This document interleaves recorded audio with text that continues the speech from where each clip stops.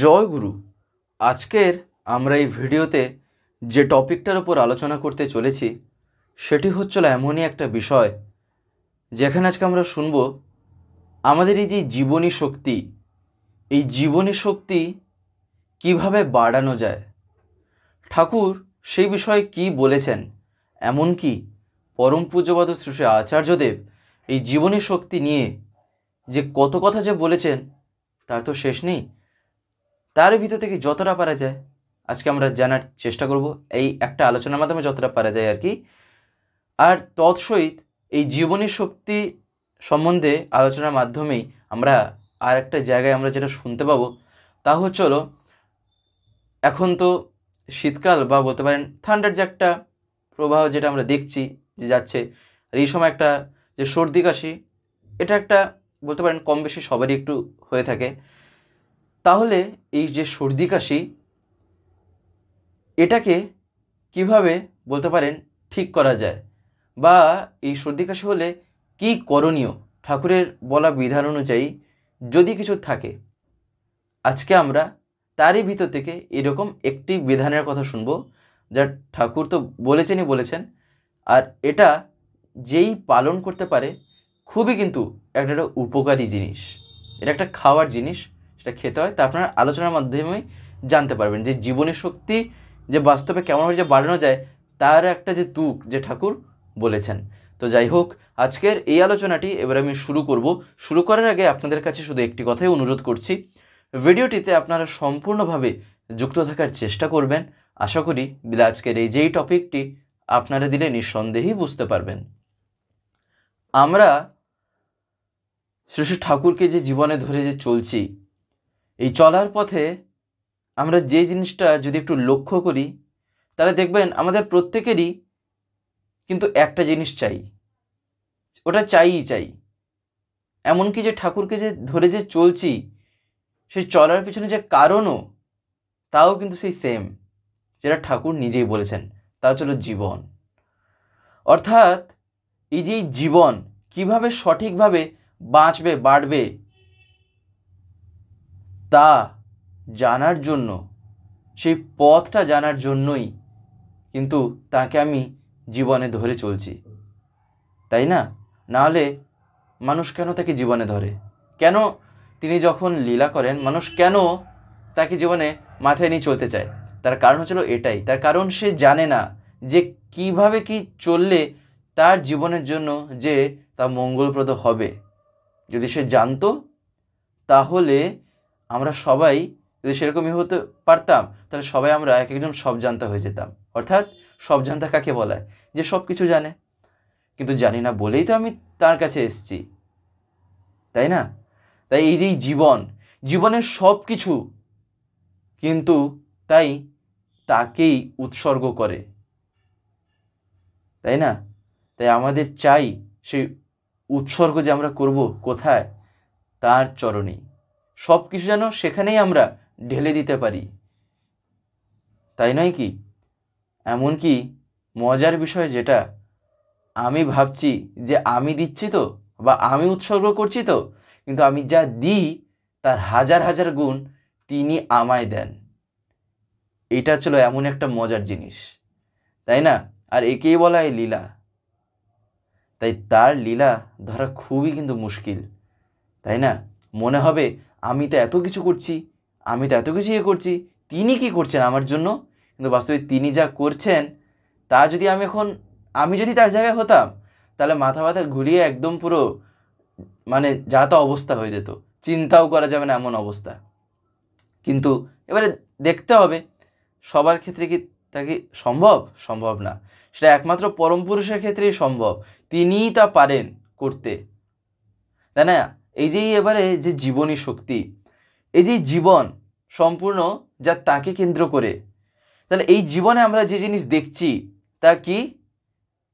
তা হলো জীবনে আমরা পড়াশোনা থেকে শুরু করে বড় হওয়া থেকে শুরু করে জীবনের প্রতিটা পর্যায়ে যেখানে যেমনভাবে চলার কথা, বিভিন্ন রকম ফেজ, জীবনে যে বিভিন্ন রকম স্টেজ সব যা আসে আমরা সব কিছুই ফেস করি। কিন্তু কথা হলো এই যে এই জীবন আমি যার জন্য পেয়েছি, আমি কি তাকে কি আমার জীবনে সবচেয়ে আপন করে তুলতে পেরেছি? এই যে আমার জীবনে যে বিভিন্ন পর্যায়, আমার জীবনে যে প্রতিটা মুহূর্ত, যে প্রতিটা সময় যে কাটছে, আমি তার মধ্যে আমি তাকে কতটুকু রাখতে পেরেছি, তাই না? এখন যদি দেখা যায়, আমি যদি এখন চিন্তা করি, তাহলে আমি দেখব সব কিছুর পরে যদি এখন একটা বসে বসে লিস্ট বানাই, আচার্যদেব সেদিন এই কথাটা বলছিলেন, তাহলে প্রথমে হয়তো দেখা যাবে যে আমি নিজেই, যেটা আগে স্বার্থ চিন্তা, তারপরে আসবে বাড়ি ঘরদোর, তারপরে আসবে বিভিন্ন সম্পত্তি, এরকম বহু হয়তো আসতে থাকবে। এরকম হয়তো দেখা যাবে সব কিছুর শেষে 7 নম্বরে হয়তো দেখা গেল তার কথা এবারে আমার মাথায় এসছে। এবারে তাহলে ভাবেন তো, যদি এই রকম করে চলি, তাহলে আমার জীবনের শক্তিটা যেখানে, শক্তিকে যদি আমি আমার জীবনের পুরো যে লিস্টটা যদি লাস্টে এরকম রাখি, তাহলে আমার শক্তি যোগান হবে কোত্থেকে? এদিকে আমি বলছি আমি সবসময় ভেঙে পড়ছি, আমার মন সবসময় যে একটা ফুরফুরে মেজাজ হয়ে থাকবে সেরকম না। ওটা হবে কিভাবে?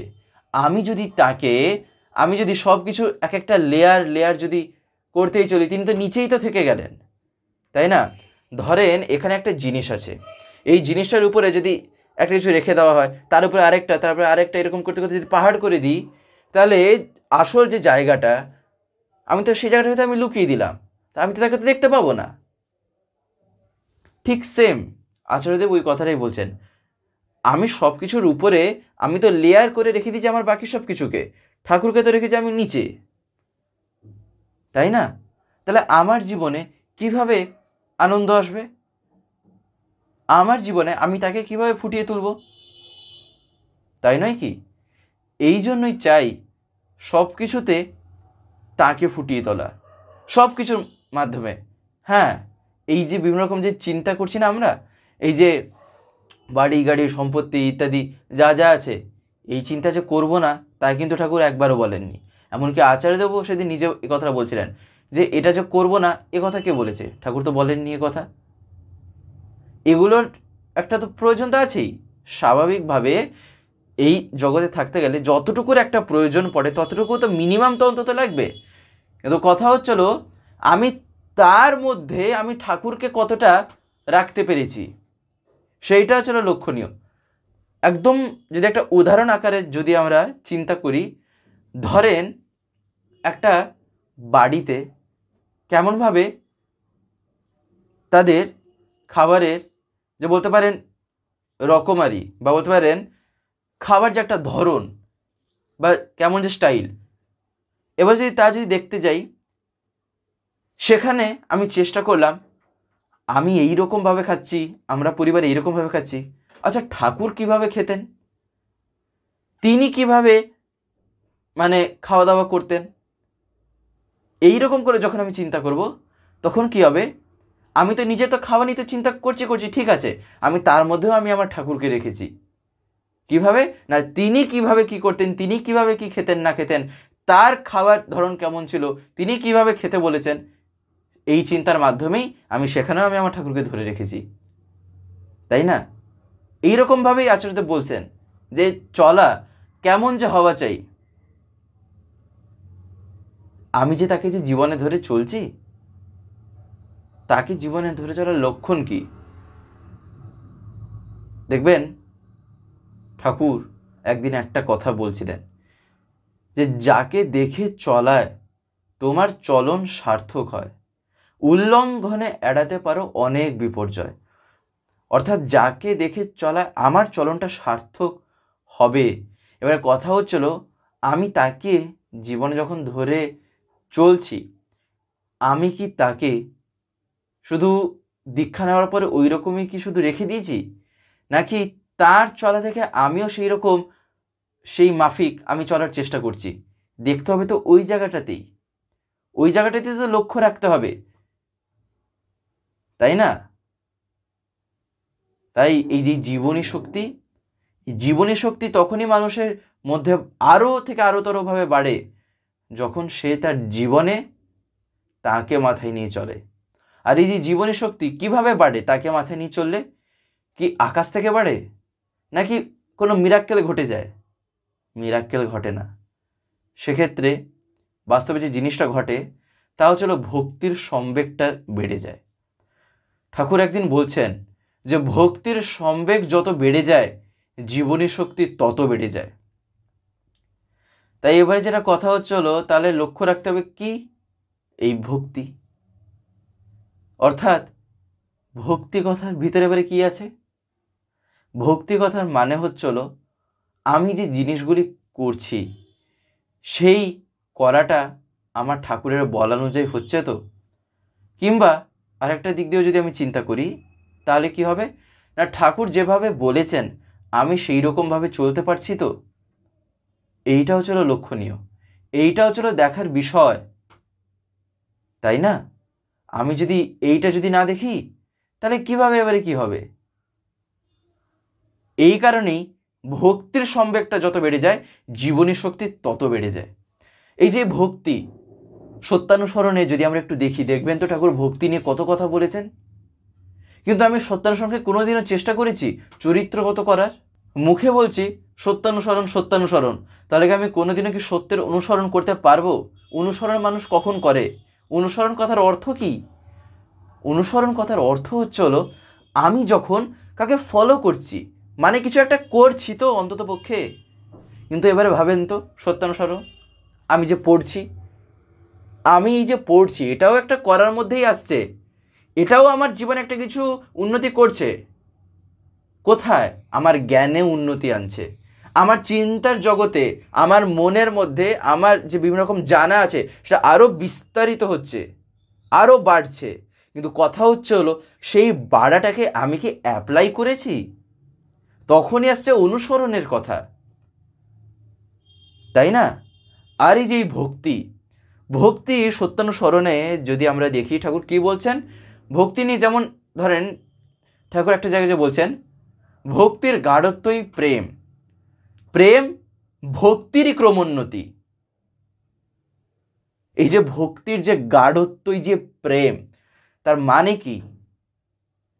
বা তারপরে যে ঠাকুর যে বললেন যে প্রেম ভক্তিরই ক্রমোন্নতি, অর্থাৎ এই যে ভক্তি যে আমরা বলছি সেই প্রেম ঠাকুর বলছেন সেটা হচ্ছিল এই ভক্তিরই ক্রমোন্নতিটাই হচ্ছিল এই প্রেম। আমি কোনোদিনও এই বাণীটাকে নিজে এরকম করে ভেবেছি? ঠিক আছে, পড়েছি, হয়তো বুঝতে পারিনি, কাউকে জিজ্ঞাসা করেছি? জিজ্ঞাসা করতেও যদি মানে ভয় হচ্ছে, যদি লাগছে, অন্ততপক্ষে এখন যেভাবে যাচ্ছে, এখন যেভাবে সময় কাটছে মোবাইলের যুগে, ফোন করে বা ধরেন এই যে আজকাল তো বিভিন্ন জায়গায় বিভিন্ন রকমের ঠাকুর কথা আলোচনা করেছে, আমি তো দরকার বলে এই যেমন এই যে আলোচনাগুলো আমরা শুনছি, পারলে তো নিচেও তো আমি লিখতেও তো পারি, দিলে কেউ যদি আমায় বলে দেন, তাই না? আমরা এই যে আলোচনাগুলো শুনছি বা দেখছি, একটা জিনিস লক্ষ্য রাখা দরকার, আমরা কি প্রত্যেক দিন এই ভিডিওগুলো পাই এই স্বস্তিদিত্য থেকে বা চ্যানেল থেকে? দেখবেন আপনারা হয়তো অনেকে এমন আছেন যারা ইউটিউব খোলার পরে এরকম স্ক্রল করেন, দিলে আপনারা দেখতে পান। কিন্তু আপনাদের যদি ডেলি তার কথা শুনতে হয়, প্রত্যেক দিন যদি শুনতে হয় পরমপিতার কথা বা বিভিন্ন ঘটনা বা দর্শনের উপর আলোচনা, তাহলে আপনাকে তো চ্যানেলটাকে সাবস্ক্রাইব করে রাখতে হবে, যেটা অনেকে আমি দেখতে পাই হয়তো করতে জানেন না। বিশেষ করে যারা একটু বয়স্ক আছেন বা যারা মানে এতটা এক্সপার্ট নন মোবাইলের ক্ষেত্রে, তাদের কাছে আমি বলছি আপনারা যদি না পারেন তাহলে বাড়িতে যারা ছোটরা আছে তারা এইসবে একদম পুরো মাহির, এক্সপার্ট, হাতের খেলা তাদের কাছে, তাদেরকে বলবেন, তারা করে দেবে। বলবেন সাবস্ক্রাইব করে পাশের যে একটা বেল আইকন আসবে ওটা প্রেস করে অল করে রাখতে। দিলে কি হবে, আমি যে ভিডিওগুলো আপলোড করব, আপলোড করা মাত্রই আপনাদের মোবাইলে নোটিফিকেশন চলে যাবে। নেট যদি অন থাকে তাহলে নোটিফিকেশন চলে যাবে যে ভিডিও আপলোড হয়ে গেছে, তখন আপনারা সেখানেই ডাইরেক্ট প্রেস করে ইউটিউবে ঢুকে দেখতে পারবেন। তখন আপনাদের ইউটিউব খুলে আর খুঁজতে হবে না, তাই না? তাই আপনারা যাতে প্রতিদিন শুনতে পান, তাই আপনারা এটা অতি অবশ্যই করে রাখবেন। আমার চাই হচ্ছে আগ্রহটা, আমি কি জানতে রাজি আছি, আমার কি শিখতে আমার মন চাচ্ছে, ওইটা হচ্ছিল কথা। এত শত ভাবতে নেই যে আমি যদি জিজ্ঞাসা করি কে কি খারাপ ভাবে, তার মানে কেউ যদি কি ভাবে, তার মানে তুমি এটা জানতে না, তুমি এতদিন এটা জানতে না, সত্যানুসরণ ঠাকুরের দীক্ষা এতদিন নিয়েছো, বুঝতে না। ঠিক আছে, বুঝিনি, তাতে কি হয়ে গেছে, বুঝতে পারিনি, এই বৌদি হয়তো আসেনি, আজকে তো অন্ততপক্ষে এসছে, তাহলে আজকেই করি, আজকেই আমি জানার চেষ্টা করি। এইটা হচ্ছিল পজিটিভ ওয়েতে চিন্তা করা। এই কথাটা যে আমি বলছি, এই কথাটা বাস্তবে আমার কথা না। এই কথাটা আমি যখন দেওঘরে গেছিলাম কিছুদিন আগে, পরম পূজ্যপাদ শ্রী আচার্যদেব এই কথাটা বলছিলেন যে কোনো জিনিস হয়নি, থাক, ওটা নিয়ে চিন্তা করে কী লাভ। এখন যে জিনিসটা আমার হাতের মুঠোয় আছে, আর যে জিনিসটা আমার চিন্তায় এসে ধরা দিয়েছে, আমি এই মুহূর্তে করি, এই মুহূর্তে জানলাম, এই মুহূর্তে থেকে পালন করি। তাহলে যেটা কথা, তাহলে কি এই যে জিনিসগুলো আমার চাই, আমাকে আগ্রহ রাখতে হবে, তাই না? যেমন এই যে এই ভক্তি, ভক্তি কথার মানে কি, কি হলে যে হ্যাঁ একটা ভক্ত চরিত্র যে আমরা বলি, ভক্ত চরিত্র কেন বলা হয়, তার মানে তার ভিতরে ভক্তির গুণাবলীগুলো আছে। একটা ভক্তের যে গুণগুলো, সেইগুলো সেই তার মধ্যে ফুটে উঠেছে, অর্থাৎ তার মধ্যে ভক্তি আছে। ভক্তি আছে মানে কি, ঠাকুরের যে বিভিন্ন বলাগুলি আছে সেগুলো তার মধ্যে ফুটে উঠেছে। এবারে ফুটে উঠেছে কীরকমভাবে, তাও যদি আবার দেখতে হয়, তাহলে এবারে যেতে হবে সেই করাতে, অর্থাৎ সে সেই করেই পেয়েছে জীবনে। যেমন এই যে যজন যাজন ইষ্টভৃতি নাম ধ্যান, এগুলো সাংঘাতিকভাবে মানুষের জীবনী শক্তি বাড়িয়ে তোলে, তাই না? তাই এইগুলো যত করা যায় ততই কিন্তু ভালো। আর তার সাথে সাথে চাই, ঠাকুরে দেখবেন আরও বিভিন্ন রকম কথা বলা আছে, সেগুলিও একটু ভালো মতন করে জেনে পালন করা, তাই না? তাই চাই হলো মেন জায়গা যেটা, সেটা ছিল এই ভক্তি। এই ভক্তির মাধ্যমে অনেক কিছুই সম্ভব হয়। আর এর বিভিন্ন ঘটনা, বিভিন্ন কাহিনী, অনেক কিছু আমরা কম বেশি হয়তো জানি, কিন্তু সবাই কিছু না কিছু হয়তো জানি। এমনকি হয়তো দেখা যাবে অনুভূতিও হয়তো সবার ভিতরে কিছু না কিছু একটা আছেই আছে, তাই না? এই কারণেই এই যে জীবনী শক্তি, এই যে আমরা দেখবেন বলি না, এইরকম একটা অসুস্থ, বা বলতে পারেন এই রোগ হয়েছে, ওই রোগ হয়েছে, যে বিভিন্ন রকম যে কথা বলি, এরকম বহু ঘটনা দেখা গেছে যেখানে এই ভক্তির জোরে, বিশ্বাসের জোরে যে কত কি যে এরকম ঠিক হয়ে গেছে। অনেক কাহিনী আছে, শুধু কেবলমাত্র শুধু ঠাকুরকে বিশ্বাস করেছিলেন বলেই সেই অবস্থাটাও তার জীবনে কেটে গেছে। অর্থাৎ এই যে বিভিন্ন রকম যে রোগ ব্যাধি ইত্যাদি যে হয়, সেগুলো কিছু কিছু ক্ষেত্রে কেটে যায়, তাই না? যেখানে তিনি প্রয়োজন বোধ করেন, তার মানে এই না যে বিভিন্ন রকম যে যেখানে প্রয়োজন যে জিনিসটা, হয়তো দেখা যাবে যেখানে ওষুধের প্রয়োজন সেখানে আমি ওষুধ খাবো না, আমি বলবো এইরকম বলে আমার সব হয়ে যাবে, সেগুলো ছিল আবার বোকামি। যেমন একবার শ্রী ঠাকুরের কাছে এসে এক মা, তিনি যেমন বিভিন্ন জায়গায় ডাক্তার দেখিয়েছিলেন, তার একটা কি রোগ হয়েছিল, বিভিন্ন জায়গায় ডাক্তার দেখিয়েছেন, সব কিছু শেষে কোথা থেকে তার কিছু একটা হয়নি, মানে তিনি ভালো হননি। তিনি শেষে এবারে ঠাকুর কাছে এসছেন, ঠাকুর কাছে সব কথা বললেন। ঠাকুর তারপরে একটা ডাক্তারের কথা বললেন, সেখানে আবার গিয়ে দেখাতে। তখন মাটি বলছেন যে বাবা, যদি ডাক্তারের কাছে আবার আমার যাওয়ার ছিল, তাহলে আমি তোমার কাছে কেন আসলাম? আমি তো চাইছি যে তুমি যেটা আমি বলবে আমি সেটা করব। তখন শ্রী ঠাকুর বলছেন, আমি তো তাহলে যেটা বলছি তাহলে সেটা করো। অর্থাৎ ঠাকুর যে বলছেন, আমি তো বলছি তাই তোমাকে, তুমি ওই ডাক্তারকে গিয়ে দেখাও। তার মানেটা কি? তার মানে এই না যে আমি বাস্তবটাকে যে এড়িয়ে যাব, তাই না? ঠাকুর বলছেন সব কিছুরই একটা সামঞ্জস্য নিয়ে চলা দরকার, তাই নয় কি? তাই যেখানে ডাক্তারের প্রয়োজন আছে, যেখানে মেডিসিনের প্রয়োজন আছে, সেখানে আমি যদি বলতে পারেন অতিরিক্ত করে যদি দেখাই, আচার্যদেব যে কথাটা বলেন, তাহলে সেক্ষেত্রে আমি যদি না ভুগবার, ভুগবেটাকে? তিনি যেখানে বলছেন যে ডাক্তার দেখাতে, এই ডাক্তার দেখাতে, ওই ডাক্তার দেখাতে, তা তিনি কিছু না কিছু তো একটা জানেন, কিছু তো একটা তিনি তো বুঝতে পেরেছেন, যার ফলে তো তিনি সেই ডাক্তারের কাছে পাঠাচ্ছেন, তাই না? এইটা ছিল ব্যাপার। তাই এই যে জীবনী শক্তি, এই যে ভক্তি, তাহলে কি ভক্তি কি জীবনে বলতে পারেন সে শক্তি বাড়তে সাহায্য করে না? সাংঘাতিকভাবে সাহায্য করে।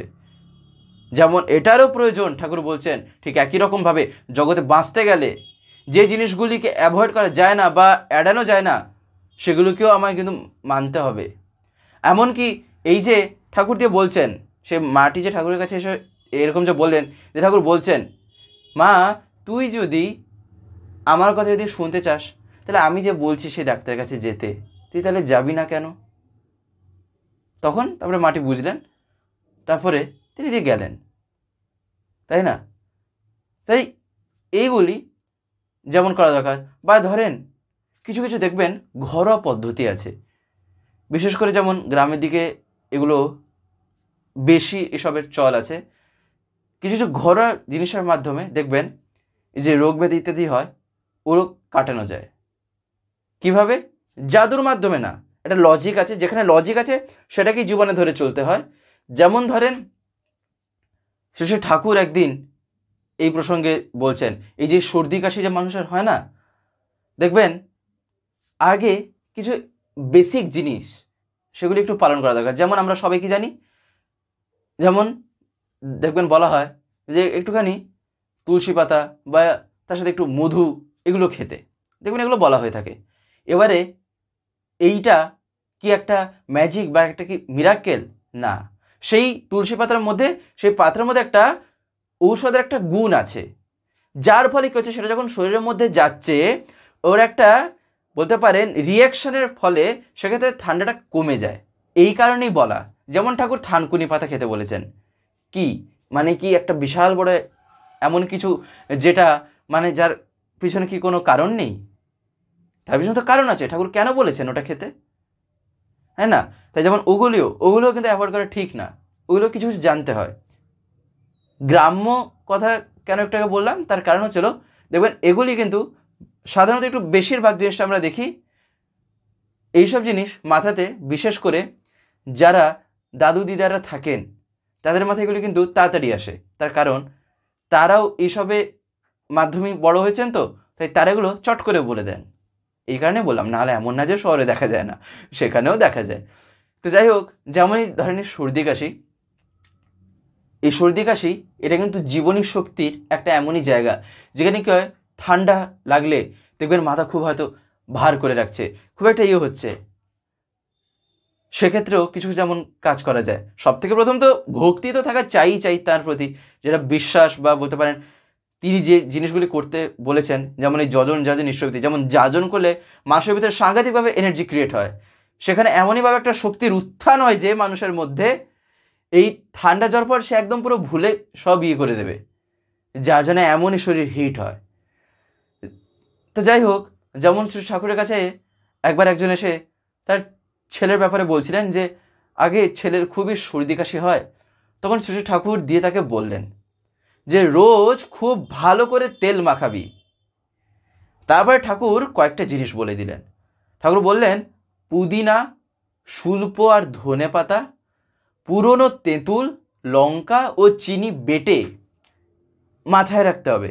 এই যে কয়েকটা জিনিস ঠাকুর বললেন, পুদিনা, শুল্প আর ধনে পাতা, পুরনো তেঁতুল, লঙ্কা ও চিনি দিয়ে ভালো মতন করে ওটাকে বেটে চাটনির মতন করে, ঠাকুর বলছেন ওটাকে বেটে চাটনি মতো করে রোজ খেতে দিবি।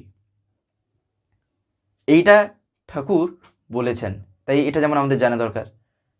আর তারপরে ঠাকুর কি বলেছেন, যেটা ঠাকুর এমনিই সবসময় বলেন, যে সদাচারে থাকার কথা। ঠাকুরজি তাকে যেমন বলছেন খুব সদাচারে থাকবি। তারপরেই ঠাকুর বলছেন যে ভক্তির সম্বেগ যত বেড়ে যায়, জীবনী শক্তি তত বেড়ে যায়, তাতে রোগবালাইও কমে, তাই না? তারপরে আরও বহু কথা ঠাকুর তাকে বলেছিলেন, অর্থাৎ সেই দাদাটিকে, যেমন তাকে বলেছিলেন যে তোরা স্বামী স্ত্রী নিজেদের আচরণ এমন করে তুলবি যাতে ছেলে তোদের প্রতি ভক্তিতে যেন পুরো ডগমগ হয়ে ওঠে, সেই রকম করে ব্যবহার করা দরকার একে অপরের প্রতি, যাতে সে দেখেই তার মনে একটা ভাবের একটা উত্থান হয়, যেন সেরকম একটা শ্রদ্ধা আপ্লুত একটা ভাব জাগ্রত হয়, তাই না? তাই এই যে ছোট ছোট জিনিস, এগুলি আমাদের একটুখানি মাথায় রেখে চলা দরকার। তাই এই যে জীবনী শক্তি, এই জীবনী শক্তি যে কেমনভাবে বাড়ে বা কোথায় যে কীরকমভাবে চলা দরকার, এই জিনিসগুলি আমাদের জানতে হবে। ঠাকুরকে যখন ধরেছি, জানবো না? জানবো, আস্তে আস্তে সব কথাই আমরা জানার চেষ্টা করব। অন্ততপক্ষে আগ্রহটা থাকা দরকার। আর আর এই আগ্রহই আমাকে জীবনে আরও বাড়িয়ে নিয়ে যাবে জীবন বৃদ্ধির পথে, তাই না? আমাদের একটা নতুন চ্যানেল খোলা হয়েছে, যার নাম হচ্ছিল স্বস্তি পিওর ভেজ। অনেকেই অবগত আছেন বা অনেকে হয়তো জানেন না, যারা যারা নতুন নতুন দেখছেন, তাই জন্য আমি বলছি। সেখানে সম্পূর্ণ নিরামিষ খাদ্যাদি আপলোড করা হয়। এই ইউটিউবে চ্যানেল আছে, দেখবেন স্বস্তি পিওর ভেজ। এমনকি ডেসক্রিপশনে আমি তার লিঙ্কও দিয়ে রেখেছি সেই চ্যানেলে। আপনারা অতি অবশ্যই গিয়ে চ্যানেলটিকে একবার দেখবেন। আশা করি আপনাদের দারুণ লাগবে, তার কারণ সম্পূর্ণ ঘরোয়াভাবে রান্নাগুলো পোস্ট করা আছে, তাও আবার নিরামিষের উপর, এমনকি পেঁয়াজ রসুন ছাড়া, অর্থাৎ no onion no garlic, pure veg. আপনাদের ভালো লাগবে, তাই আপনারা অতি অবশ্যই গিয়ে দেখবেন। এবং যদি ভালো লাগে তাহলে চ্যানেলটিকে অতি অবশ্যই সাবস্ক্রাইব করে পাশে বেল আইকন প্রেস করে অল করে রাখবে। তো যাই হোক, আজকের এই ভিডিওটা এবার আমি এখানেই শেষ করব। শেষ করার আগে আপনাদের কাছে একটি কথাই বলবো, যদি আজকের এই ভিডিওটি আপনাদের ভালো লেগে থাকে তাহলে একটি লাইক করে দেবেন, সবার ভিতরে শেয়ার করে দেবেন, কেমন লাগলেও নিচে একটি কমেন্ট লিখে জানাবেন। আর যদি চ্যানেলটিকে এখনো সাবস্ক্রাইব করে না থাকেন তাহলে অতি অবশ্যই চ্যানেলটিকে সাবস্ক্রাইব করে পাশের বেল আইকন প্রেস করে অল করে রাখতে একেবারেই ভুলবেন না, আর ওই রকম বিভিন্ন নতুন এবং ইন্টারেস্টিং ভিডিও সবার আগে পাওয়ার জন্য। জয় গুরু, বন্দে পুরুষোত্তম।